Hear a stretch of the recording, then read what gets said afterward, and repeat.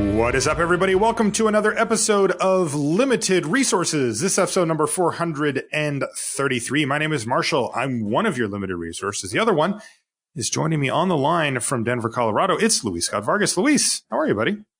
I'm pretty good. I just want to know how confident you are that this is episode 433. You know, it makes me nervous every time. Now, you really... Like, you're getting some extreme long-term value out of that, because now, like, I scroll down or I'll go on the site, or it just makes me nervous. I try to remember from the week before. I'm really mad at you for getting me on that. Like, you tried it another time and I got you. Like, I figured it out and somehow you nailed me. Well, my goal... Now I have you worried about both the sign-off and the episode number. My goal is to slowly make it so just no part of the show is fun for you. Every show is terror. You know, I had a conversation, by the way, with our mutual friend Paul Chion the other day about you. And aggressive for the word friend, but yeah.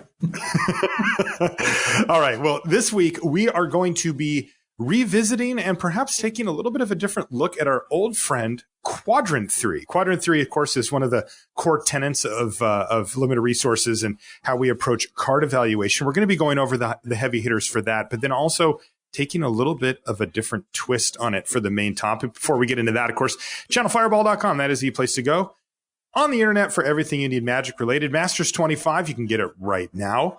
You can also pre-order Dominaria. You'll get free shipping on orders over $75 and free content. In fact, Luis, you have a video that just went up, taking turns, the modern deck. So that's pretty sweet. If people want to see you, I'm assuming you're playing Jason there too, right? I am. And Jace has a lot of synergy with Time Warp and Temporal Mastery. You can put back Temporal Mastery and just go. Oh, that video is a lot of fun to make. I bet. Yeah, I had a lot of fun. And my video that just went up too is Masters 25, my first video for that. And I've considered retiring from Booster Draft after this deck. I might trudge forward, but there's really nothing left for me. You can find all of that stuff on channelfireball.com. If you want to support the show directly, patreon.com/limited resources is where to go for that. If you do so, you will be eligible for Patreon question of the week. This one comes from longtime supporter Dana Billings. Thank you, Dana, by the way. Dana says, hello, Magic Podcast humans. I'm enjoying Masters 25. Maybe because after 7 drafts, it seems pretty wide open. I enjoy the formats that have more variation to the successful decks, 2-card combos, and build-arounds, which I agree with that, Dana. I kind of like those too.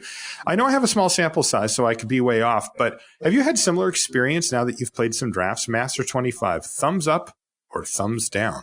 Ooh, thumb way up. I haven't done like an insane amount of drafts. I think about like number 7, but I have done enough to know that I like it, and I feel like it's got a decent amount of legs. I like that it's a break from the very linear previous Masters formats. It's just a bunch of good cards. It feels like a low-powered cube, which is pretty sweet. I love cubes, and this hits that note for me. Yeah, same. I've really enjoyed it so far. I don't know the legs that it'll have. That's harder to say, but like I would draft it right now, and I probably will tonight when we're done with the show. So that's thumbs up for Masters 25. And in fact, we're going to do a crack-a-pack for it right now. You know, in my first Masters 25 draft, I got past a 4th pick Living Death, and I think that's the best card in the set. Oh, man. The Woody had an insane Living Death deck as well. By the way, this pack... that's who this is from. So I actually just got this at GP Phoenix from my friend Mario, otherwise known as Pistachio Guy. He brings me pistachios at the GPs because he knows I love them. What a sweet guy, right? Thanks, Mario. And he did bring me some, by the way, in Phoenix. They were promptly devoured. Let's get into this pack here. Oh, I hate this card. Why is this card here? Cinder Storm. This is 6 in a red. Yes, go ahead. Do you know what it does? What is it from? 6 in a red, deal 7. Sorcery. And, it's from Portal. Yeah, something like that. It's just one of the like medium real sets. It's the one with the star on it. That's starter, I think. Yeah, this card's not very good. No, it's not. I have lost to it embarrassingly, but I mean, it's a powerful card. It's not that it's not powerful. It's just not. It's just too expensive and not castable very often. Right. Next one is Squadron Hawk, 1 and a white for a 1/1 flyer. When it enters the battlefield, you can search up any number of Squadron Hawks in your deck and put them in your hand. That's good. Squadron Hawk's very good. It's been good in every limited format it's appeared, and this one is no different. It's grindy enough that if you pick up 3 Squadron Hawks, you have a great card on your hands, and it's playable at 2. I don't mind taking a flyer on this flyer early in the draft.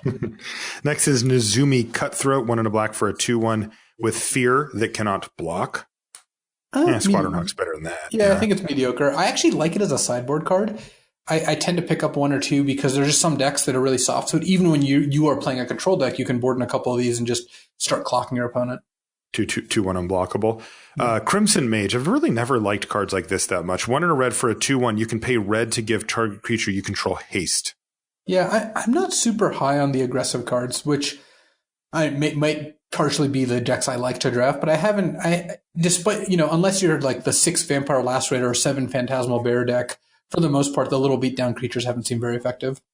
Yeah, and this one I've never really understood why these would be so great, because they make you play a turn off curve if you're going to activate the Crimson Mage. So you would have been attacking that turn anyway with the creature. So then you look at the Crimson Mage and say, well, is that something that I want? And a 2/1 for 2 is okay. It's not very good though. And so I usually just avoid these type of cards. Shoreline Ranger, 5 and a blue for a 3/4 with flying, and it has island cycling for 2 mana. Card's sweet. Yeah, the land cycles are all good. I like the Squadron Hawk better here, though, especially this early. Here's one of our engine cards. Squadron Hawk. Yeah, here's one of the engine cards that we talked about during our set primer. Presence of Gond. This is the 2 and a green enchantment. Enchanted creature can tap to make a 1/1 elf. Yeah. Yeah, I would not take this over Squadron Hawk initially. I think this is the worst of the cards to combine with Horseshoe Crab, which is very real, by the way. The Horseshoe Crab stuff is all very good.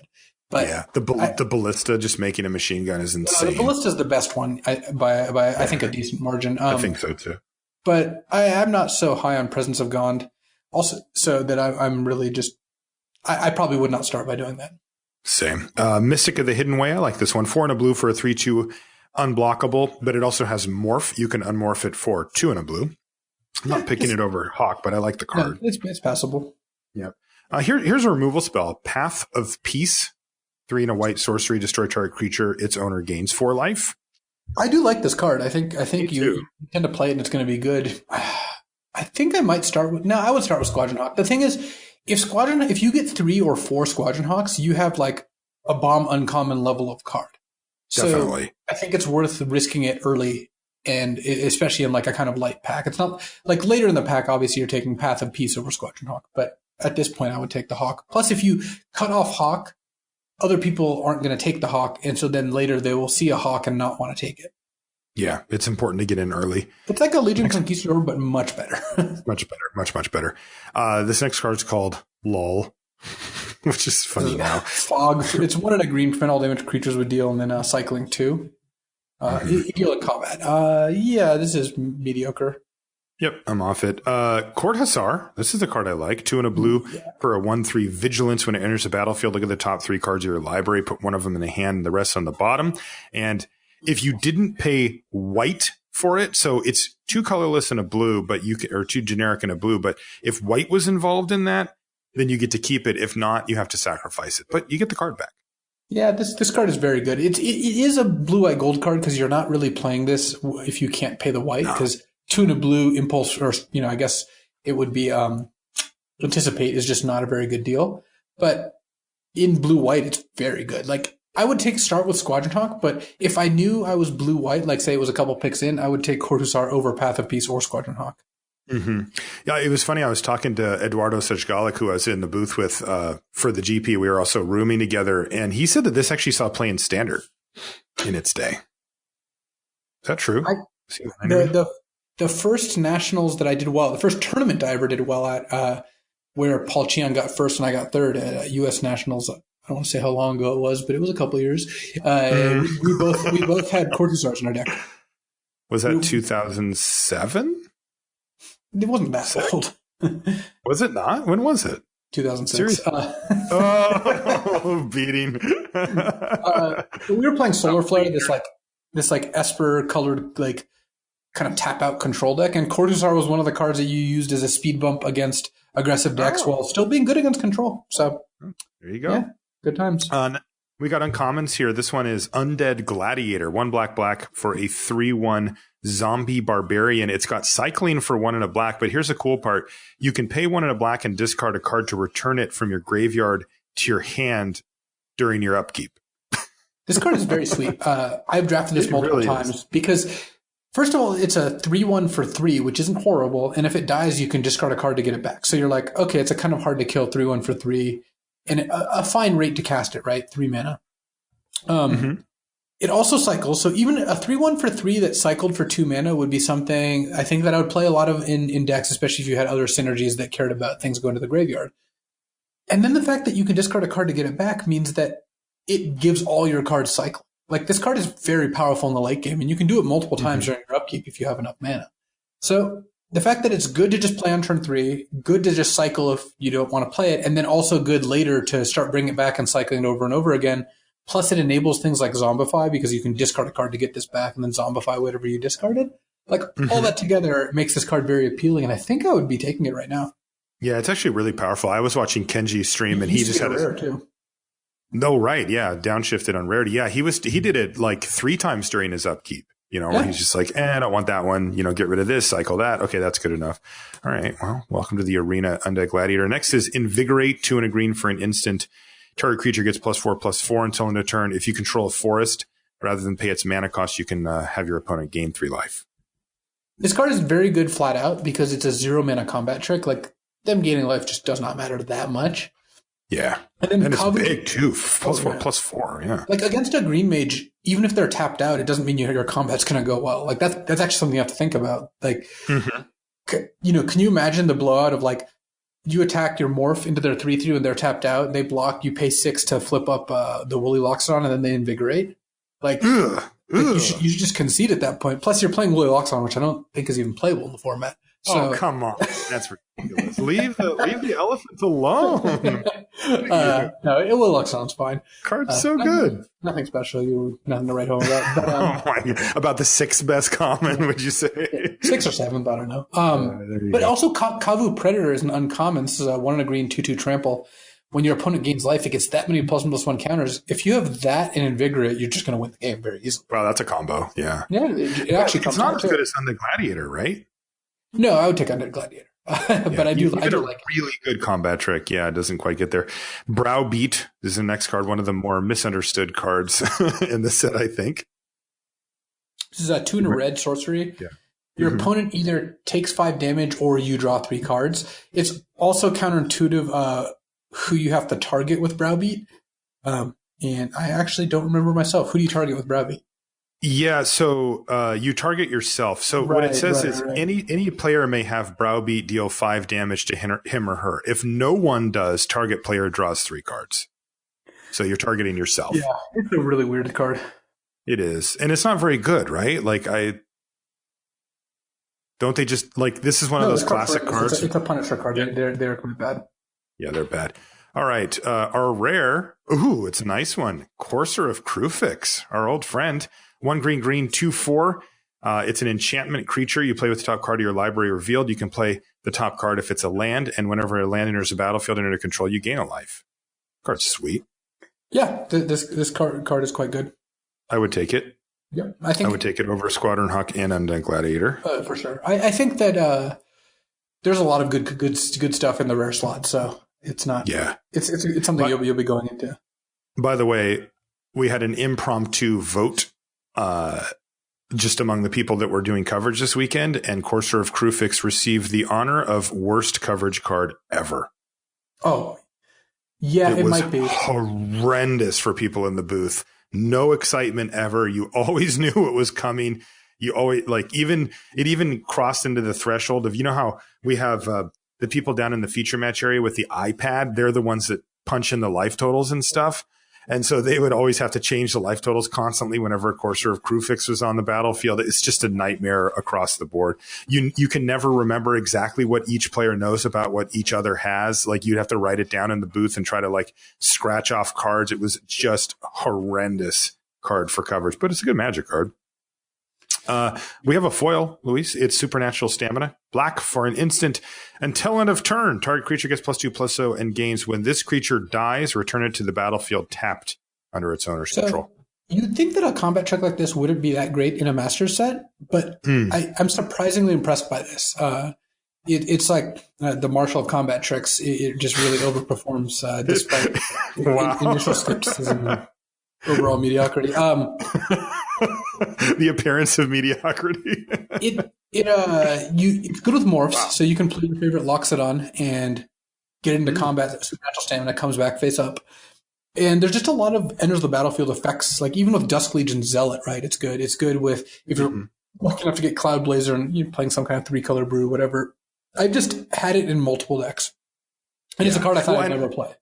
And it's like, it's what you said though. Like even if you just have Dusk Legion Zealot, you think, okay, cool, I get the card back, or I get my guy back, and I get to draw a card. But often you can set up a scenario where it's trading, right? You're like, block, pump my guy, your thing dies, I get my card back. Yeah, it's a 2-for-1 in that case, and it's not that hard. And in its worst case scenario, it's almost always a 1-for-1, right? Like just saving your creature or whatever. Yeah, and it's cheap too, so it's actually not that bad. It's pretty sick with the Chupacabra too, which I think you're going to select most of the times because Moment of Craving's not in the set. So I think that I did dodge that landmine in the set. Thanks, R&D. Okay, so that's going to do it for our Crack-a-Pack there. And that, of course, means it is time to get into our main topic, which is going to be revisiting Quadrant Theory. Luis, why don't we start off by kind of recapping. What did you forget what the 4 quadrants were again? No, I was going to say that like I actually really like this level up. I think that this is very helpful, and it's always really nice when you can describe something you already do in a more structured way, because I think that's what it ends up being. It's not like we're introducing a new concept here, but we're trying to give you a better framework and tools to evaluate things. And it's like, wow, this actually is so perfect, and I didn't realize it. That said, I did text Marshall asking, hey, these are the 4 quadrants, right? He didn't want to write up the notes with a wrong, way ahead or whatever. To be fair, I knew it was ahead, behind, and parity, but developing is like kind of the outlier there, which I actually will talk about. It is a little weird. So I always wanted to make sure that I was right. And look, to your credit, you guessed well, and you have due diligence. All right, so get into it. We talk about Quadrant Theory a lot on the show, and so that's already a reason I think to revisit it. Like we mention it probably every second or third show, and it is a very useful framework for a card evaluation. This is how we tend to evaluate new cards. But one of the things I thought about was Quadrant Theory is actually something you can apply at an even broader level, and we're going to take a look at it in order to do that. A look at it to actually evaluate decks using Quadrant Theory and how that informs you while you draft. So it's not just a tool for like, hey, a new card came out. How good is this card? So first, let's just talk about what Quadrant Theory is, because we do that a lot, and it is worth explaining. It's a good refresher. Yeah. Yeah. So Quadrant Theory says that you should evaluate cards under 4 situations, in 4 distinct quadrants of the game: when you're developing, at parity, when you're ahead, and when you're behind. And it's not saying that, first of all, this is a sequence, like it doesn't go from one to the other in any straight line. Developing is always first, but other than that, there isn't. And it's not saying that all of these quadrants are equal, both in terms of importance or in terms of how much of the game they take up. Yeah, how often they appear. And that's one of the things that's important, is we kind of assign weights to them, but we've never really talked about what those weights are. And so, right. And the reason that these are the quadrants, by the way, this is, of course, something that Brian Wong came up with when he was the co-host on the show, as a way to give a snapshot. And when you think about games of Limited and how they play out on average, these are the 4 most common scenarios that you'll find yourself in. If I just popped up, Luis, and said, hey, are you drafting? You said, yeah. I said, send me a screenshot of wherever you're at in your match right now. It would likely be in one of these 4 categories. There's a few corner exceptions and weird stuff that can happen, but for the most part, these are the things that happen during the course of a limited game. Sometimes not all of them, like you said, Luis, but these are the things that happen the most often. So you need to ask yourself, how good is the card in each of these situations? And that's why we use these 4. And we use them also because it's kind of intimidating and confusing to break down an entire card. And this is a way. It really is. This is a way to be like, okay, how do you actually use the cards? And I think that it's a very useful system. I'm going to talk about what each of these things are, because developing is the least clear. So when you're looking at the developing quadrant, you're asking how good is the card in the first 5 turns of the game when both players are deploying their initial plays? Does it help you establish a board presence? Does it help you ramp out further plays? And what does it do when there's nothing else in play, potentially on either side, right? They might have an empty board or you might have an empty. And the reason that developing's on here, by the way, Luis, is because the development stage, those first few turns, there are many games of limited that are won or lost during that time frame, right? Like if you've got cards that just simply can't do anything during that time, then you could be in really bad shape right off the bat. Where if you've got cards that affect the board in the early stages, then they're going to get a little bit of a bump up for being good on that end of the quadrant. Because if you don't do things, either getting your game plan established or stopping your opponent from doing those, you will often, the game will be decided based on that. Yeah, and what happens here really does impact the rest of the game. Yeah, in a big way. And this actually is the one that happens every game. Yes, you don't always value it super highly, but it always happens. That is the critical part, is that developing happens every single game, and not all the same length of time, but the other situations, there's not guaranteed that any particular one will show up. So that's developing. Parity is, when the board is even. So like, how good is the card when both sides of the board are relatively even? What does it do in board stalls? And keep in mind that parity doesn't just mean board stalls, because parity can also mean 0 or 1 creature on each side of the board, or 1 big creature holding off 3 small creatures, and both players having equal amounts of resources or cards in hand. It does not mean there's just 10 creatures in play. That is what you think of when you think of parity, but that's not the only situation.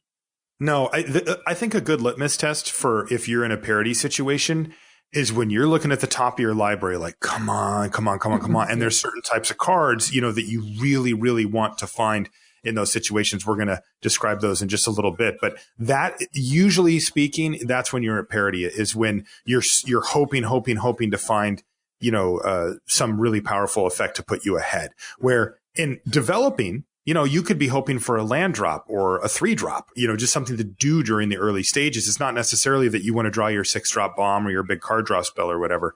But in parity, when you're effectively top decking, this is where those type of cards shine.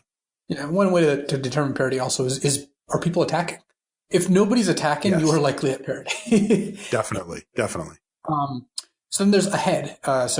Is this card good when you're winning? Does it take you from slightly or mediumly ahead to greatly ahead? Does it close the door on your opponent? So it's the sort of thing where, winning doesn't mean like your opponent's at 1 and you have 10 creatures. It could just mean like you've curved out and you have 2 creatures out and your opponent's at 14 and they don't have anything to play. What kind of cards do you have that are good in that situation? Because it is more complicated than just win more. Because a lot of aggressive decks will start out by winning because they're very good developing and getting ahead. But then frequently, if they don't have enough good closers, their opponent takes it to parity, then obviously takes control of the game. That's right. And then, of course, behind is when you're losing. What does this card do when you're behind your opponent? Does it bring you back into the game? Does it even give you an advantage? Like the best card, and this is the reason I think it's the best card in Masters 25, is Living Death, because it takes you from losing to just crushing. They go from having 4 creatures to your none to you having 5 creatures to their none. So that's obviously, like, if I had to rate Living Death right now, I would give it like the highest possible grade when you're behind and a very high grade at parity or winning, because you can always set it up. But it is like a 10 when you're behind, and like, it's somewhere in the middle at the other 2. And then, of course, very low in developing because it doesn't do anything. Because it doesn't do anything. But that's a great example of one of the types of cards that's extremely rare to see, which is one that can not only save you, like maybe you would say the first part of that text where it's just like effectively a Wrath of God or a sweeper, right? That can take you from being behind to parity in some cases. But the fact that Living Death specifically lets you get your creatures back from the graveyard and put them in, and you're obviously trying to do that if you've built a deck like that, can take a game that you were strictly behind on and all of a sudden you're way ahead. There are very few cards that do that. This is when you'll see us give A pluses, like to Tetsamok, for example. Tetsamok is a card that does that. It kills your opponent's board while presenting a very hard to deal with threat in the same turn. And that's why we love that card so much. There's just not that many cards that do that big of a swing. You're actually quite happy if you get a card that simply takes you from being behind to even. That's good enough. And so you're looking at these four quadrants, right? These categories. If a card performs well in multiple of them, that generally means it's a good card, because all around good cards, like a card like Lightning Bolt or Doomblade is just good in basically all of the categories. And it's hard to find a good card it's hard to find a card that is good in multiple of these situations that you wouldn't call a good card. If there's a card that is very good in one category but not good in the others, then it's often a narrow card, but that doesn't mean it's bad or undesirable. It just, you have to have more information about when you want this card. And it is important to kind of, again, weigh the categories and weigh them, compared to what your deck wants. Because there are certain, like Wrath of God, right? 2 white, destroy all creatures. This card is the best card, aside from Living Death. When you're behind, right, it's a Wrath. It just kills everything. But despite getting a very high mark there and getting like low marks in the other situations, like it's not very good in parity, and it's actually bad when you're ahead. That doesn't mean it's an aggro deck wants it, even though it's a 10 in one category. So right, and it helps. I mean, ideally, that it would help. The quadrant theory helps you frame when and how a card will be good, not just. I think that one of the fun things to do is to take cards that you already know are good, and then challenge yourself to put them to the test here and say, okay, let's break down why they're actually good and when they're actually good. So you'll have a deeper understanding of how these cards work, when you want them, why you want them, rather than just saying Wrath of God's good, I'll take it and put it in my deck. Right. You'll have a deeper understanding of when it's good, what type of decks want it, and what situations it's good. And I think that can only help you get better. Exactly. And looking at how we weight the quadrants, like we tend to value the quadrant behind the biggest, because when things don't go your way, which they frequently don't, there's a lot of ways to get to behind. You could stumble in the developing phase. Your opponent could play something very good at parity, or even when you're ahead, and cards that can bring you back from that are very important. And conversely, we don't value the cards when you're ahead as much. Like that tends to be one of the less important quadrants. Because go ahead. You got the example here. Yeah, I was to say, like a quick rule of thumb to see how good a card it is at being ahead, and this also explains why we don't put a ton of weight on it, is compare it to any playable, like say common for its mana cost. Just pick anything. So like an example I came up with was Form of the Dinosaur, right? The 4 red enchantment, and your life total becomes 15 and you're like fighting things, that kind of stuff, right? If you cast Form of the Dinosaur when you're ahead, you're almost certainly going to win the game, right? I mean, that shuts the door on the game in a pretty substantial way. But what if you cast something that costs the same mana cost as it, but maybe it's just a common, like Suncrown Hunters, the 5/4 with the Enrage ability, or maybe just Colossal Dreadmaw, the 6/6 Trampler. You are also almost certainly going to win that game, right? But the Hunters and the Dreadmaw are also good plays when you're behind. And Form of the Dinosaur is generally not a good play when you're behind. So this is why we don't value those so much. Dreadmaw and the Suncrown Hunters are very much in the middle, right? These are the type of cards that are more mid-ground creatures. Like they don't slam the door quite as hard when you're ahead as, a card like Form of the Dinosaur. But boy, do they make much higher marks in parity, in developing even in some cases, and certainly when you're behind. And so those cards to me generally will outperform. And what you'd be looking for with a card like Form of the Dinosaur is something narrow, like a sideboard situation or a specific deck that it did really well. And rather than just thinking, okay, well, it's a sweet rare, I'm just going to play it. And that I think is a good way to get a snapshot.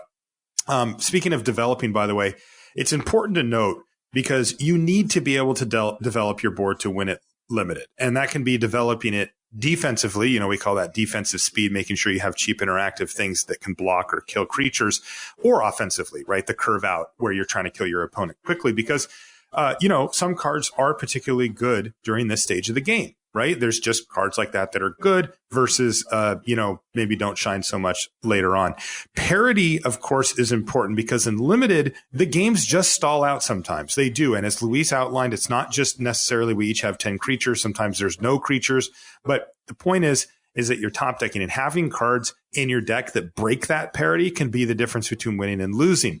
And when I say breaking the parity, it can come in different forms. Like, for example, repeatable card draw, right? Like a card like Kumena's Awakening in one of those situations can easily swing the game in your favor. A huge bomb that's hard to kill, especially like Zatalpa, something like that, can absolutely smash parity and give you a huge advantage. And even, weird little cards like Slippery Scoundrel, the 2/2 for 2 and a blue, but if you have the City's Blessing, it's unblockable and has what's it called? Hexproof. Even those little cards, which you wouldn't really normally think as being like this parity breaking threat, it can be. That can give you the clock that you need to win the game, and it's an extremely difficult to deal with threat if you have the City's Blessing as well.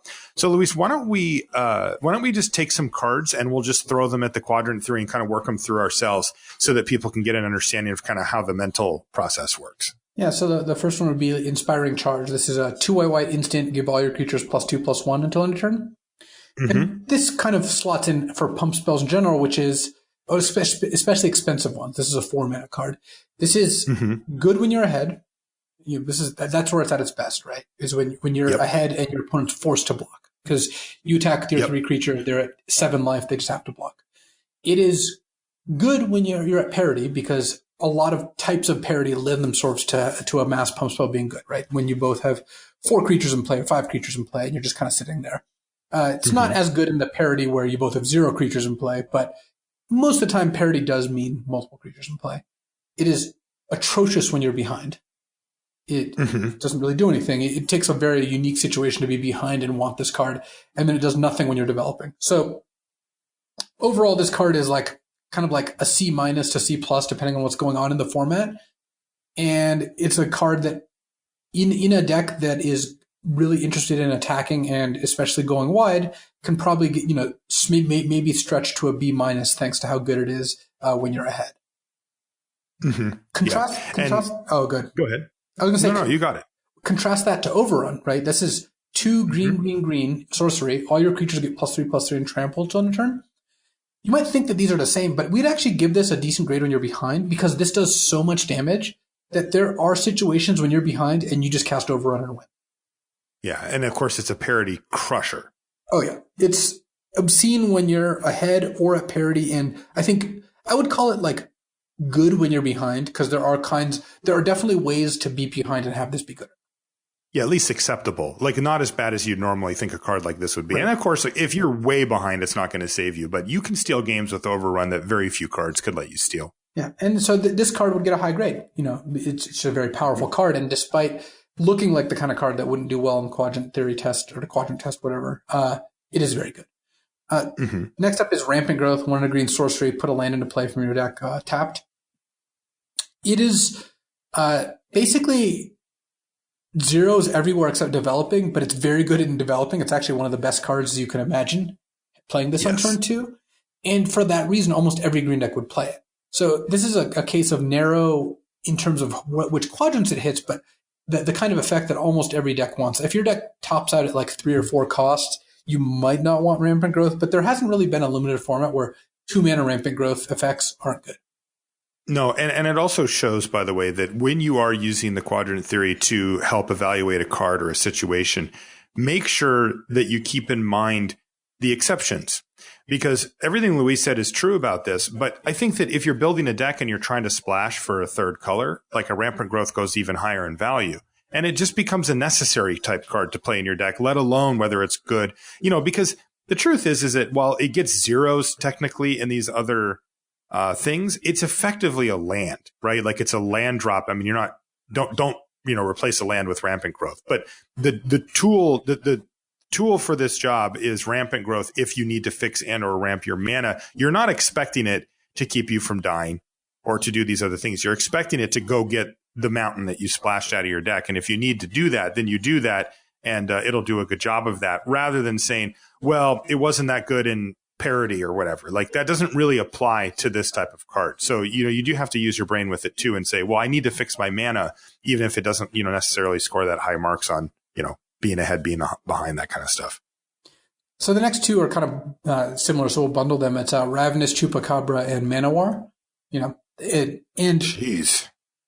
They're very similar like that. because they're both good in every quadrant.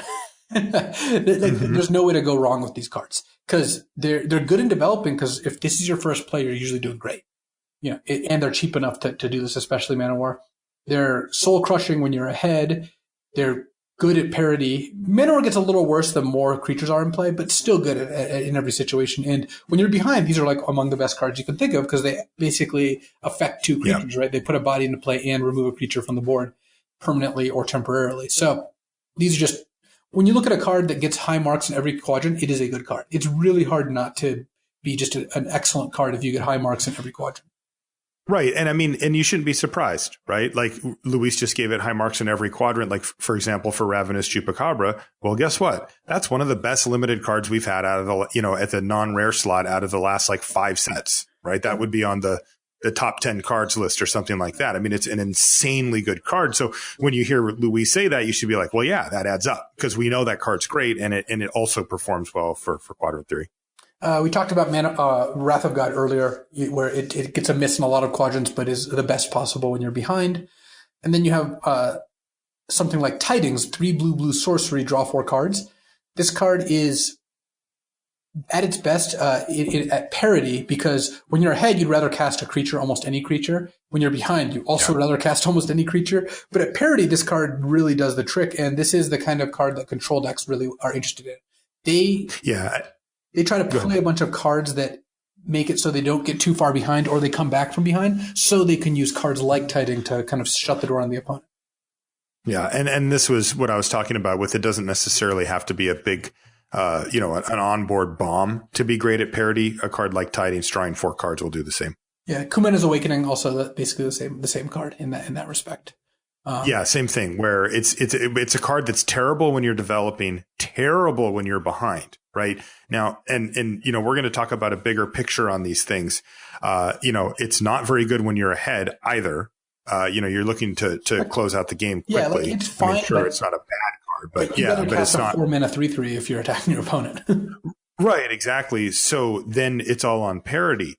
So the question becomes, well, then why is it so good if it's not even that good in 3 of the 4 quadrants? And the answer is twofold. One, well, it's amazing at parity. And oftentimes you're going to put it in a deck who has a goal of exactly getting to that state and is going to try to do everything it can to get to parity. Your strategic decisions are also going to try to get you to parity. So you're supporting the card.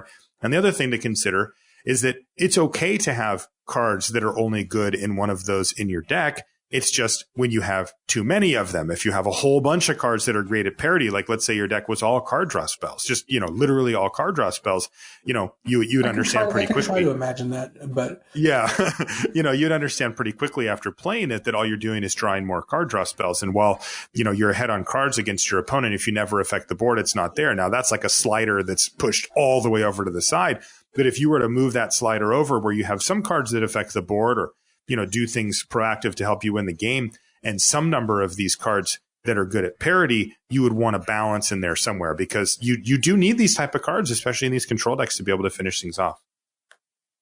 And then lastly, we've got Slippery Scoundrel, which we talked about earlier as a card that rates highly at parity and pretty decent when you're ahead, but pretty bad when you're and also it's acceptable. It's acceptable. I mean, you are affecting the board for 3 mana. You'd rather cast a 2/2 on turn 3 than cast nothing, but it's not exactly high on the list. You would not. Exactly. I bet any deck where you had Slippery Scoundrel and another 3-drop, you'd cast the other 3-drop on turn 3. Absolutely. And then you put in Cancel too, which is interesting because it is good while you're ahead.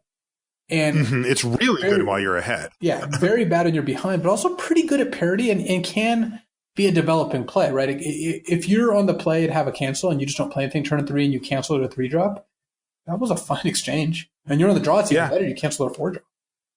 Totally fine. So it's an interesting card in that way because when you look at it, you might think like, well, when is this actually good? And this is also, by the way, why we don't love cancel or counter spells like this. Yeah, you'll play them in some formats occasionally, maybe one of them, more often 0. And this is why. Right? Because the cards that we value the most are the ones that are best when we're behind. And this card is terrible when you're behind. And this is where Quadrant 3 can help you put some structure around the assumptions that you have, or maybe some of the things you've heard from people on the internet or at your local shop or whatever about how these things work. right? I know a lot of new to the game players look at counter spells like cancel, and they effectively consider it removal, right? They just say, well, I need answers from my opponent's stuff, so I'm going to play these counter spells.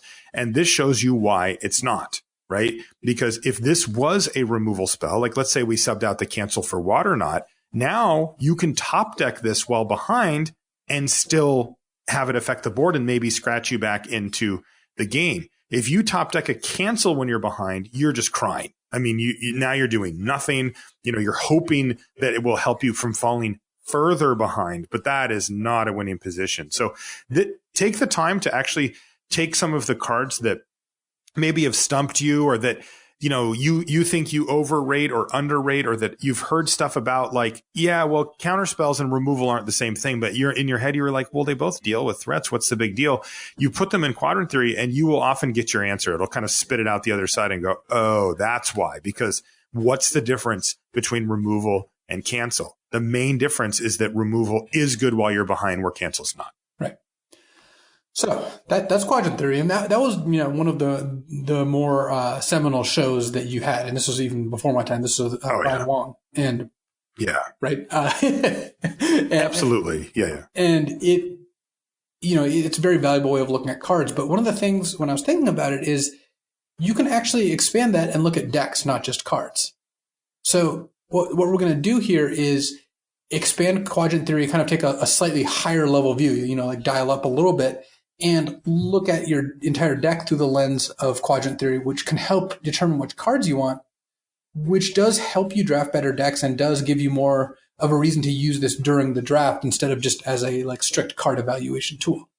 Yeah, this is super cool. This is a way to take Quadrant Theory from your computer screen when you're looking at the cards as they come out for a new set, and morph it into something that you can use while you're sitting there drafting. On your computer screen, probably. Probably so, at least on my computer screen. But still, that's a different, paradigm altogether. And I think it's really cool to be able to adjust the way that we use these tools to different situations and to your benefit. So a lot of what this is going to do is actually going to explain concepts we use and refer to often, but do it through this lens, which again is a little bit more formal, which I think is useful. So I think the key is that not all quadrants are created equal, because one of the things that we have never, I think, explicitly explained is exactly how important each quadrant is. And part of that is because without context, it's hard to tell. And we can't give you a stack rank of quadrants. We said in general, we think behind is more important and ahead is least important, or developing is not that important compared to the other ones. But it actually changes drastically from deck to deck, which is what I found out when I was trying to lay this all out. So the quadrants you value change from deck to deck, and that is really important when determining what cards you want. So it doesn't mean that we're going to evaluate cards differently during a set review, but it does mean we're actually going to use this to look at cards differently during a draft. So you do a lot of this already, right? Like the base level, aggro deck wants 2-drops and control deck wants card draw spells. But this is giving you more concrete reasons as to why that is, because we take a lot of this for granted. And, one of the things more experienced drafters can do is think, of course the aggressive deck is going to be the person wanting the bounce spell, and the control deck wants the 2/4 for 4. But that's just not obvious, right? That's not something that every single person just knows as soon as they start drafting. Of course not. No. And we do make this show in a way where we're welcoming of newer players to limited, but also, we'll have shows geared towards the hardcore players as well. But, these refreshers in this different view on something that you may not have thought of before, I think can be useful for a wide swath of our listening audience. So when we're trying to assign weights to each quadrant, what we want to do is look at where every deck spends most of its time, because decks do spend different amounts of time in different quadrants if things are going according to their plan, and which of those quadrants it's trying to win. Which of those ones does it care about competing in? Because not every deck, some decks, they try to compete in all 4 quadrants and their cards are kind of all in the middle, but some decks are just conceding some quadrants while being very strong in others.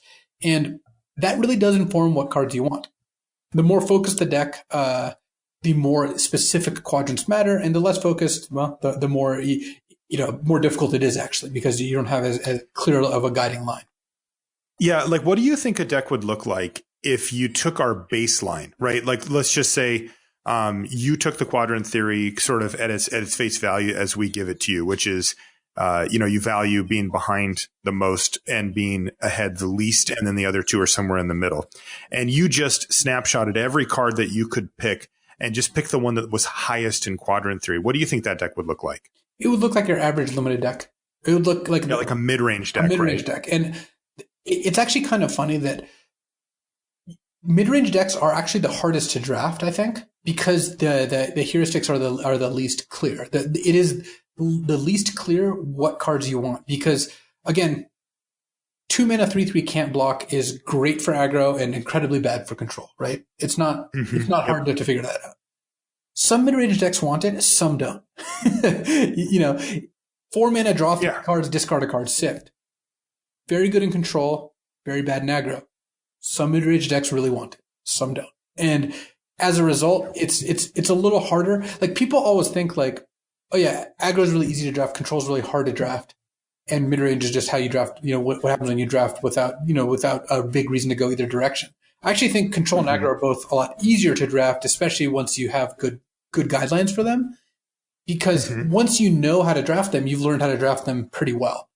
Mid-range is just is a lot more interesting, because the needs of each mid-range deck are just so amorphous that you can't have like a guideline that will really be relevant or be accurate for every mid-range deck. So yeah, and I just find that really interesting, because you might end up with what you would call an individual, like each card level was maximized individually, but we know how limited works. Anybody who's drafted a lot knows that that's not what limited's all about. Yes, you do need to know those power levels and you need to understand them, but look at the best decks you've ever had in limited, right? Like, a little bit of a spoiler here, but the video I talked about on Channel Fireball, I had 3 copies of the card Cloud Shift in that deck, right? White, blink one of your creatures. Like, that card scores extremely lowly, right. And it's like a very low scorer on Quadrant Theory. I mean, that card is a low impact card, which tend to do horrendously on Quadrant Theory. And to be fair, that means it's really not that good of a card. But what I did is I built my deck around it, right? And when you do that, you unlock power that you can't get out of just straight up, all right, well, I've got a 3/4 for 4 mana here, and here's a 5 mana removal spell, and sort of these just baseline evaluations. Now, the cool part is that some sets give you the tools to do the really neat stuff, and you need to be able to adjust your Quadrant Theory evaluations for those sets and how those cards go. And that's what we're going to be talking about here, by the way. But some of them also are kind of more in the middle, and they're just like, no, you just draft the best cards you possibly can and put them on the table, in which case you'll want to know. Either way, you're going to want to know how to do this so that you can, figure out which format it is and then do that. So starting with aggro, when you look at aggro decks, they spend most of their time and resources on winning the developing quadrant and winning the ahead quadrant, because what they want to do is start quickly and close the game. And they often do poorly when they fall behind, and sometimes have trouble breaking parity. There are ways to get around that. But in general, aggro decks tend to do well developing and ahead and do poorly when behind. And when they don't do well in the developing phase, they tend to lose because they get behind or it gets parity, and then your deck's not constructed to do that. This is why the aggro decks prioritize 1 and 2 drops so much. Right. And that's really interesting, though, right? Because what you're doing is you're saying, if you're going to draft this deck, you're saying to yourself, okay, I think that if I just eschew these other quadrants, if I just say, I'm not going to put cards in my deck that are good when I'm at parity or behind, because I'm building my entire deck to never find myself in that situation. What you're really saying is that there's the tools in this set so that I can win the game without having to deal with those. And if you do get to parity or behind, you're just saying I'm effectively conceding, right? Like my deck is just going to lose if I get to that point. So what you need to do is have that in your head and say, this is good, because what is one thing that you'll see, especially like Luis, you and I, whenever we're at a GP, especially a limited one, we'll have people come up and say, hey, can you take a look at my deck real quick, right? We'll just thumb through it and give them an idea or whatever. So one thing that you'll see a lot in these aggro decks is, okay, cool, 2-drop, 2-drop, combat trick, removal spell, 3-drop, 2-drop, 1-drop. You're like, wow, this is really good. And then out of nowhere, there's Sift. Right. There's some random card that just does not fit the theme. And it's interesting because the person got confused and they said, look, this card's powerful. If I put it on Quadrant Theory, it scores highly in a lot of the marks. I want to put it in my deck. But many times their deck is actually worse for doing so, because part of the conceit when you play a deck like an aggro deck is that you are saying, I don't care about parity and I don't care about behind. I only care about developing and ahead. Yeah. So the more focused your aggro deck, the more you can do this. If you're really getting there on aggro deck, you can just ignore text boxes, ignore cards that are, good when you're behind or at parity, and just draft good, efficient cards and removal. So aggro decks can frequently just not care about defense and get away with it, the good ones. So then you go to mid-range, and we already talked a little about how mid-range isn't in any particular direction, which is what makes it complicated. But that doesn't mean we can't actually dig into it a little bit here. So what you want to do when you're drafting mid-range, which is, again, to say most limited decks, is somewhere in like the middle of pack 2, take a look at how your deck would stack up if you rated it in each of these quadrants. Like, your goal isn't to be equally good in all of them, but you need to know which ones you're behind in and how you're mitigating that. If you're low on developing cards, right, you don't have a ton of cheap plays or ramp, it means that you need to be extra good at coming back from behind. And that can be 4 and 5 mana sweepers, or, good 2-for-1s, or cards like Ravenous Chupacabra, cards that when you're behind are good blockers, right? That can help make up for the fact that because you're just low on early drops, you're just not going to develop well. In a lot of games, you're going to start well behind despite not being a pure control deck. If you're low on cards that are good at parity and when you're behind, you need to be good at developing and winning while you're ahead. And it doesn't mean you're an aggro deck, but it just means that if you're like, well, I'm a mid-range deck, I don't have tons of 1s and 2 drops, I'm not looking to curve out, but I also don't have any really good game enders, no bombers, no finishers, not that many cards that cost more than 5 mana or so. Then you need to focus a little bit more on the early game and try to push past your opponent despite being able to play a good mid-range game. And where this deck will actually line up pretty well is it tends to do pretty well against aggro, because historically in Magic, going slightly bigger than the opponent is the best. If you're mid-range, you tend to beat up on aggro, and if you're control, you beat up on mid-range but lose to aggro because you're too far above them in terms of having a good timing. Yeah. And in a sense, these two things are matched pairs. How you're doing in development and how you're doing when behind versus how you're doing in parity and how you're doing when you're winning. Like so you need to figure out, like, if you're low in good parity cards, you need to be better when you're ahead. If you're low in good development cards, you need to be better when you're behind. And it doesn't strictly line up like that, but that's a good way to think about it. And no, but and you're talking about like during the draft here, right? Yes, where you should be applying this, like after you're done drafting, it doesn't really help because you just have all your cards already. Most drafts, in sealed, it actually kind of the other way around, where in sealed, you need to build to mitigate these things because you have all your cards.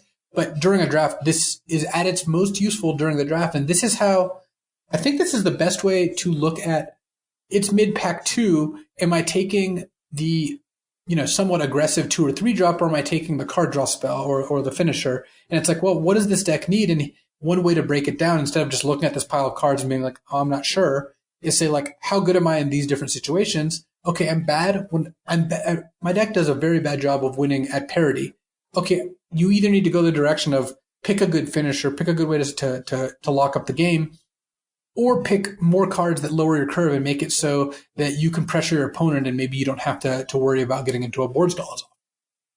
Yeah, but it's great because you have that understanding, like, again, going back to the aggro deck that we mentioned before about prioritizing and almost exclusively focusing on cards that are good during development and when you're ahead, and you'll know when to bounce back, because once you feel like, okay, I've got 8 2-drops, right? Like, I need a finisher. I need something to end the game. If you're playing mid-range, you're going to have an idea of what flavor of mid-range your deck is, and you should be adjusting on the fly. That means that when you open up your third booster pack, the things that you wanted out of the second booster pack will have likely changed, right? You very well may be in a situation where, like you said, I need to work on my developing, because that is important for mid-range decks one way or the other. And you say, so I'm going to prioritize 2-drops and 3-drops and cheaper spells that let me affect the board and get something going early on, over maybe a more powerful 4-drop option that you would normally have liked, but you picked up 2 of those in the last pack. This is a way for you to kind of have a checkbox as you go through, and you start to kind of fill in the blanks rather than just picking cards based on raw power level and hoping it all comes together.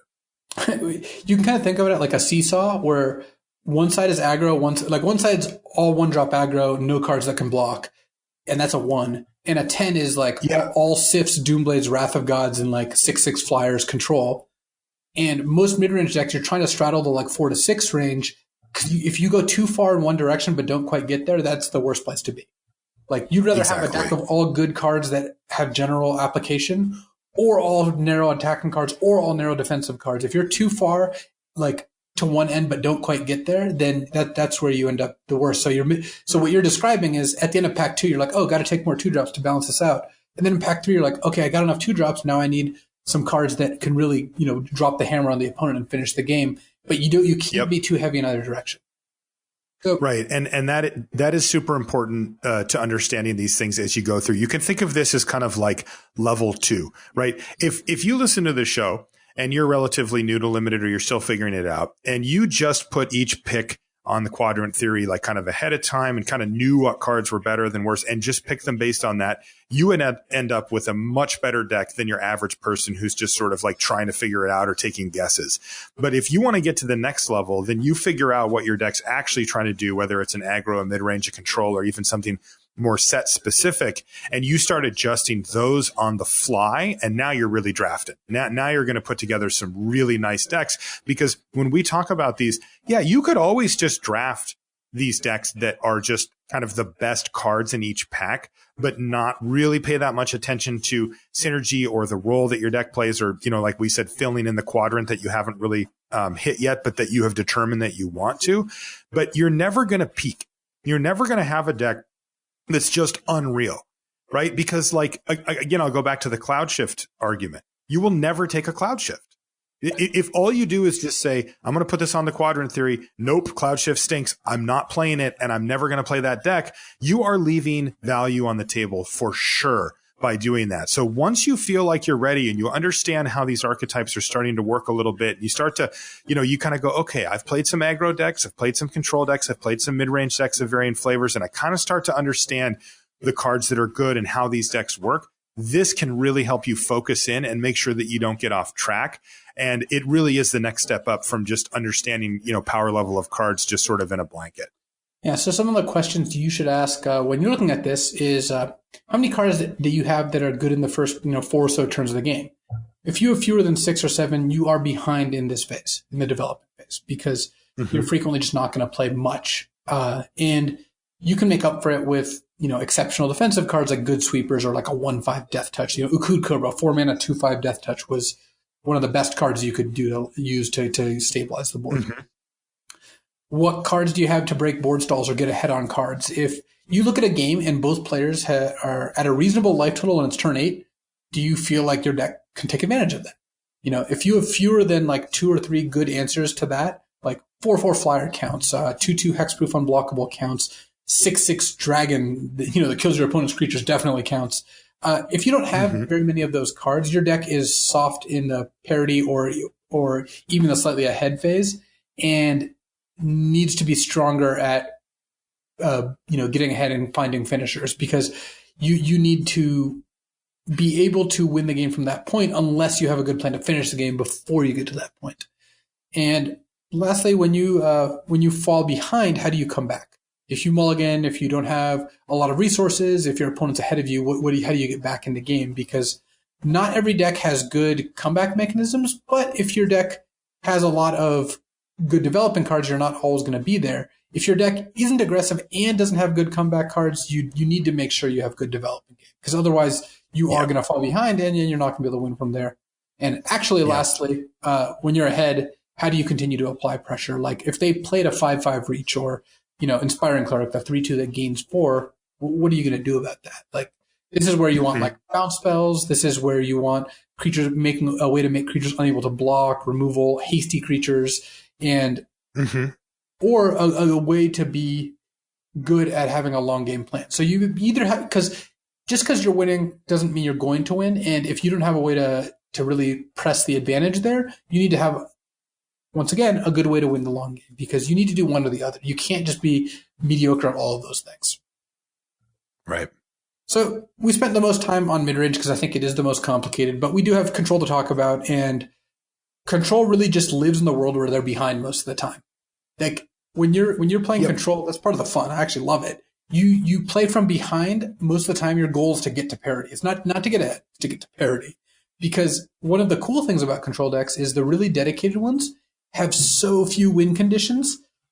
They become so focused on just drawing extra cards, killing your opponent's creatures, and putting out blockers, and they can win with literally anything. Like, just the worse the win condition, the better, right? That's actually like the sweetest part. Oh yeah, there's definitely some pride in bad win conditions. Oh yeah. So, I mean, obviously you'd rather have a better one, but it does sort of speak to the mentality of the control player that it's like, oh, I beat my opponent with the Squadron Hawk or whatever. Right. So you do need good ways to come back from behind, and you do need some inevitability. You actually need a way to close the game. But when you're drafting control, it's pretty clear what you need and what you're lacking, right? Like you can focus on like good development cards, you can focus on good cards when you're behind, and you can focus on cards that are good at parity like card draw, but you just don't need to focus on aggressive cards, and that is a pretty clear line. So you can kind of mix and match from those pieces, but control is, again, I think fairly easy to draft once you understand what all the pieces are, and we've talked about that a lot of times on the show. Yeah. We have, but mainly it's excelling at parity. I think the only really tricky part with control is that you do need developing cards. Those are the hardest ones because, when you decide you're a control deck, it becomes more obvious that especially if you listen to the show, you're like, okay, I need these card draw spells to keep things rolling. I need some big threats, 6-7 mana cards, hopefully rares, but whatever, just something bigger than what my average opponent's going to be able to put out. And of course, all the removal spells and that kind of stuff that kind of everybody prioritizes regardless. By the way, I should mention that in just a second, but the thing that is interesting is the concept of defensive speed, which we've talked about many times on the show, which is that you do still have to affect the board early. It's just not in the same way that you do when you're an aggressive or some mid-range decks where you're trying to kill your opponent. It's more about putting out those defensive cards or even just killing your opponent's creatures early. By the way, of note, this makes it very easy to see why removal is so sought after. It's good. Right? It's good in all not these only decks. It's good in all three of these decks that we just did at basically any time, right? If you put it on the quadrant theory as well, it performs well in a vacuum, but it also performs well across the board. That's why removal is the most important thing in limited. And the reason why it is because it kills the actual most important thing in limited, which are creatures. Right. So, it kills the creatures that are blocking your creatures or the creatures that are attacking you. In both. Yes. And those are basically right. And it's like creatures. Right. And I just find this really interesting because this is really going deep, right? Like most of our listeners knew I don't know that removal was important. To say that removal is good, but I'll continue. Saying why is going. So don't derail me. Because removal kills creatures. Yes. Right. Okay. I had not thought of that. Come on. You ruined my whole point. But I honestly, I genuinely do think that that's super fascinating because there's a lot of frameworks that are happening behind the scenes. And yeah, you can still be a good limited player and just understand that limited's good or that removal's good without having any deeper understanding of it. You don't really need to know these things. But boy, for somebody like me, I like to have a more comprehensive understanding of what's going on. And if somebody says removal's great, I'll just say, okay, I believe you, and I'll draft it higher and that'll be fine. But the real truth of it is that this helps me understand and gives me a bigger framework for why removal is really good. And while I didn't necessarily need that to be good at limited, I can apply that same framework to other things, and it's very revealing, right? This is why nobody passes removal spells, because all of the types of decks that are doing it are clamoring for these because they're good in all these different types of decks.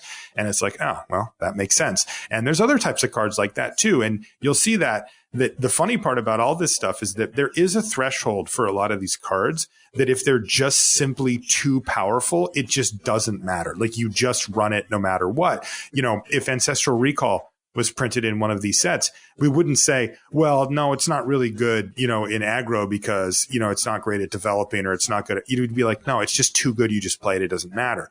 You know, Ravenous Chupacabra, same thing. It's like you're playing it in your aggro deck, even though it's a 2/2 for 4, because it's just too good to not play. Yep. And that is why removal is good.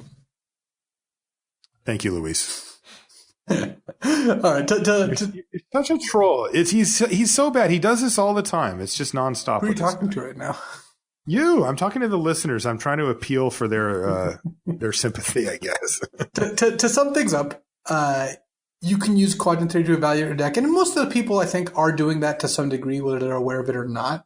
But it is, I think, useful to lay out what you're doing and why. Because that can also show you, you know, what holes you need to fill in your deck and kind of give you a little bit more understanding of these general archetypes. Aggro decks wants to be strong in developing and when they're ahead. Mid-range decks are tricky and kind of want to balance the quadrants, either by having cards that are generally good and function across multiple of them, or by emphasizing some to make up for shortfalls in others. And then control decks don't really care about being ahead or even that much about parity, and they just focus on stabilizing while behind, or being good enough at developing so they don't fall behind. And hopefully that gives you some more tools to know what you're doing during draft. Draft is hard. We learn new things about it every day. And this is one of the ways we approach it, whether we've laid it out or not. And I think one of the services we can provide is explaining why people do the things they do, even if they don't, like a lot of the things people do, they don't know exactly the reasons behind. They've just kind of learned to do them. And I think it is worth digging into why you do these things. Because I didn't even think about that we were doing using these techniques until we actually started to look for those connections. And then we're like, oh yeah, we are actually doing this. So it's right. Worth applying this framework, I think, to drafts. It's just another way to think about it, kind of solve this puzzle that drafting is. Yeah, and so that's your kind of challenge here as well as we leave this episode is the next time that you actually do a draft, get through the first few picks. Those are usually going to be dictated by scarcity, meaning that you're going to take a rare or a bomb or a piece of removal, something where maybe you had a choice, but for the most part, it was based on raw power level. But once you get 3 to 4 picks into a draft, you're going to start knowing where your deck's going. You're going to start understanding what your archetype is and start to challenge yourself to really say, what are the important things that I'm trying to accomplish with this deck? And apply that to the aggro decks, to the mid-range, and to the control decks. And then for each and every pick, really ask yourself, what need is this fulfilling for my deck? And what needs do I have left to fill for this deck for it to be as good as it can be? And think of it in these terms. Think of it in behind, ahead, parity, and developing. And ask yourself, what is my deck really trying to do? And really focus in on getting the cards that go to that game plan so that your deck is focused and it's dialed in and it's not just this pile of pretty good cards. That'll only get you so far. And this might be one way that you can get yourself to that next level. Yep. That's going to go ahead. You have something to say, Luis? No, I'm good. Wow. Okay. That's going to do it for this episode of Limited Resources. Thank you so much for joining us. I want to remind you that we are sponsored by channelfireball.com. If you want to sell your cards back to them, I highly encourage you to do so. It's a really great deal. You take that pile of rares that you're not going to do anything with anyway. And if you want to trade it in for store credit to get, say, Masters 25 or, get some Dominaria right when it comes out, the pre-order's up for that now, they'll give you 30% bonus. 30% above what they would give you in cash. It is a really good deal. And plus, you don't want to sit on those cards too long. They'll rotate out of standard. They'll lose all their value. And you're going to be really bummed that you're staring at this pile of now junk rares that once held a lot of value to other players who need them for their decks. Channel Fireball's the place to go for that. That is going to do it for this episode. If you want to find us on social media, I'm Marshall_LR and Luis is LSV. All information related to the show is on the front page of lrcast.com, including all the episodes on the episodes tab and every link to everything that we do, streams, Facebook group, the Reddit, the subreddit, everything on lrcast.com. We'll see you next week. All right, Luis, you ready? Oh, yeah. I have got 2 old school Let's Stump Vargas packs for you here. So let's stump this guy. Let's see how you do. You go back all the way to the beginning of the game. So we're not going to be able to go back to a set that you just don't know. By the way, this one comes from Emilian, who won the won the thing last week. Thank you, Emilian. This is... I will say I have some holes, though. You haven't found them. I'm not going to tell you what they are because someone will give you those packs. There are definitely sets where I was not playing. I did not play, continuously. Okay, well, let's see if you know this one. False Demise. This is Tuna Blue. It's an enchant creature aura. When enchanted creature dies, return it to the battlefield under your control. It's from Alliances. You're correct, and we are in Alliances. Nice one. Balduvian Dead. Balduvian Dead. It is a skeleton with a beard. Yeah, I did know. And there's a skeleton dancing next to him. I did know that. I don't remember what this card does. All right, it's 3 and a black for a 2/3 zombie. You can pay 2 and a red to remove. I'm not reading all this. Whatever. Yeah. Actually, I'm going to read it because it's funny. Listen to this. Remove target summon card from your graveyard, and you get a 3/1 or something. All right.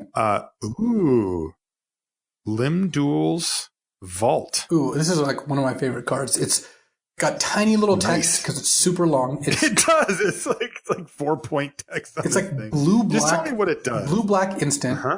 It lets you look at your top 5 cards and put them in any order, or, well, I guess you look at your top 5 cards and you decide whether you want to pay a life. If you pay a life, you put them on the bottom of your library, then look at the next 5. When you decide to stop paying life, you can then put those the last 5 you're holding into any order and put them back on top of your deck. So that's right. And then also, apparently, you shuffle all but the top 5 cards of your library. Yeah, I guess you just... Is that still true? Yeah, I guess... You shuffle this... so you can't just order your whole deck. Yeah, you shuffle everything but the 5 you finally kept. It's a cool card.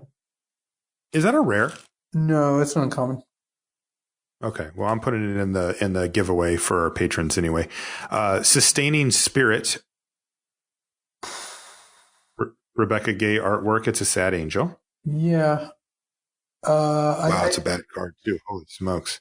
Yeah, I think I know the picture. It's like 2 and a white for a 2/2, I think.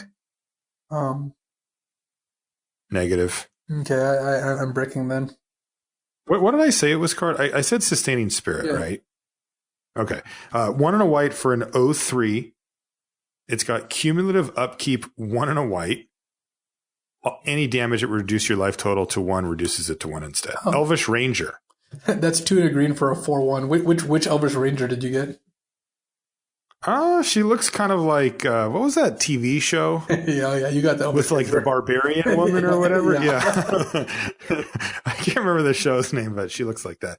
Benthic Explorers. This is 3 and a blue for a 2/4, and it taps for any color mana that your opponent's lands could produce. That is correct. I'm very hit or miss on Bestial. Yeah, you're actually getting these pretty good. You're so far 3 and 2. Actually, no, sorry, you're 4 and 2. I forgot about Bestial Fury. Bestial Fury. Yeah, 2 and a red for an aura. It's an enchant creature. Whenever the creature's blocked, it gets +4/+0 and trample until end of turn, and you draw a card at the beginning of the next turn's upkeep after you cast this. Wow. Makes your creature unblockable. Oh, yeah. Royal Herbalist. Yeah, I don't remember this one. This is an interesting one. It's white for a 1/1. You can pay 2 to remove the top card of your library from the game and gain a life. Oh man, this card! This one came up in the rewind I did with Randy because this actually saw play in the finals of the Pro Tour. It's called Phyrexian Warbeast. Oh yeah! Have things changed? Yeah, 3 mana, 3/4, and when it dies, you sack a land and lose a life. It's an artifact creature. Yeah, Randy in his like mono black deck had disenchants for this card. It was just like, and he played it like it was just so savage. The guy had to lose a land. I'm like, are you kidding me? This is back when a 3 mana, 3/4 was like vastly above rate. It's really funny. It must have been. We talked about this when we did the Alpha podcast with TBS, which was like, creatures were horrendous and spells were broken. And that's just how Magic was for a long time. Yeah, man. But still, this card. Oh, my God. Guerrilla Warcry. Guerrilla Warcry. I wanted to say that this meant your creatures couldn't be blocked except by 2 or more creatures until return or something like that, but I think I'm wrong. That is correct. Okay. There's a little more text, though. Do you draw a card at the beginning of next turn's upkeep? You do. Okay. Well done. It's 1 in a red. It's an instant. And you can only attack it, cast it, blah, blah, blah. Swamp Mosquito. 1 in a black. Great artwork. For, I think it's a 0/1 flying. It is. Whenever it attacks block, the opposing player gets a poison counter. Yeah, you are absolutely correct. Noble Steeds. Wow, that is extremely misleading. Is this 2 in a... No, this is 2 in a white enchantment. You can pay 1 in a white and give a creature first strike. You are correct, sir. How did you get that? The card's called Noble Steeds. It absolutely should be a creature. Oh, yeah. It's not, wow, not good naming. You went 9 and 3. All right. That is impressive. Good. That's below my average for playing 12 rounds of Magic, but it's still pretty good. It's about your average. Yeah. All right. This one's going to go quick. Higher than my average, but. All right. This one is from Ethan. And there's only 8 cards in this pack. It's like Homelands or something? It's worse than that. Or maybe not. Homelands is probably worse than that. That is correct. Homerid Spawning Bed. This is like blue enchantments, and you can pay like 1 blue and sack a creature to get X 1/1s equal to the creature's casting cost? 1 blue, sack a creature to put X Camerid tokens into play where X is the casting cost of the sacrificed creature. They're 1/1s. Yeah. Wow, you did it. Goblin Kites. Wow, that's a lot of text, and it is extremely small. Yeah, I don't remember what this card does. I have no idea. I don't even want to read it. 1 in a red enchantment. Red. A target creature you control, which cannot have a toughness greater than 2, gains flying until end of turn. Other effects may later be used to build toughness. At the end of turn, flip a coin. Opponent calls heads or tails while coin is in the air. If the flip ends up in opponent's favor, bury that creature. Oh my god, this card's a masterpiece. That's aggro. Salad. Salad, it's a classic. The OG. Green for a 1/1 at the beginning of upkeep. It gets, I think, a spore counter, but I'm not even sure. Correct. And then you can it is spore counter. Use spore counters to make a 1/1 separately. What's the mana cost to remove those spore 0. counters? Correct. Is it Basil Throw, I'll say. Black for a 1/2, and you tap and sack it to add black to your mana pool. You are correct. Wow, that artwork. Icatian Money Changer. Oh, yeah. So this guy's great. He's like 1 white for a 0/3, and he comes into play, deals 3 damage to you, but you put 3 like money counters on him, and credit counters. Yeah. And I think every time you take damage, you put another one on. You put that many on him, and when he dies, you gain that much life. Let me see here. He's an 0/2. When he comes in with 3. During your upkeep, put 1 credit counter on him. 0. Upkeep. Sure. Yeah, sack him to gain 1 life for each counter on it only during your upkeep. I'm not giving you credit for that one. No, I loved this card. Nope. Night Soil.